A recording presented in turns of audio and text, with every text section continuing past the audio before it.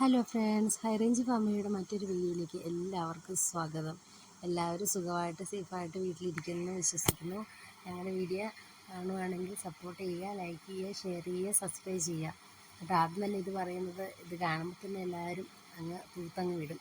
അതുകൊണ്ടാട്ടോ കുറച്ച് ദിവസമായിട്ട് എനിക്ക് വീഡിയോസൊന്നും ഇടാൻ പറ്റിയിരുന്നില്ല. കാരണം കുറച്ച് തിരക്കും കാര്യങ്ങളൊക്കെ ആയിരുന്നു. അതുകൊണ്ട് ഇത് ഫെബ്രുവരി 14-ാം തീയതി എടുത്ത വീഡിയോ ആണ് കേട്ടോ. അതായത് ഞങ്ങളുടെ ഒരു കുഞ്ഞാവയുടെ ബർത്ത്ഡേ ആയിരുന്നേ. ഫസ്റ്റ് ബർത്ത്ഡേ ആയിരുന്നു കേട്ടോ. അബ്രോൺ എന്നാണ് കുഞ്ഞാവയുടെ പേര്, അബ്രോൺ ബേബി. അങ്ങനെ ഞാനും അച്ഛനും അമ്മയും എഫ്രൈമും കൂടെ കൂടി ഇതേ കുഞ്ഞാവയുടെ വീട്ടിൽ പോയേക്കുമായിരുന്നു കേട്ടോ. അവിടെ ചെന്നപ്പോൾ കേക്ക് മുറിക്കാൻ വേണ്ടി എല്ലാം റെഡിയാക്കി വെച്ചേക്കുവാണ്. എന്താ ഹാപ്പി ബർത്ത്ഡേ എന്നൊക്കെ എഴുതി വെച്ച് ഡെക്കറേറ്റ് ചെയ്ത് ബലൂണും ലൈറ്റ്സൊക്കെ ഉണ്ടായിരുന്നു കേട്ടോ. അതൊന്നും എടുക്കാൻ പറ്റിയില്ല.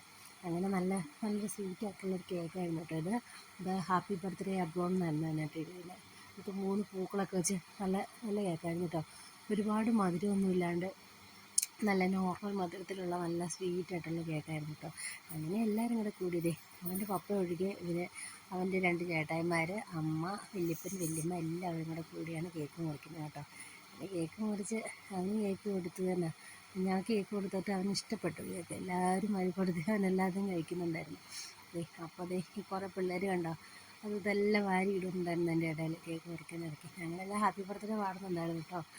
അതിൻ്റെ ഇടയിൽ ഓരോരോ സംഭവം ഇടുന്നുണ്ടായിരുന്നു കേട്ടോ.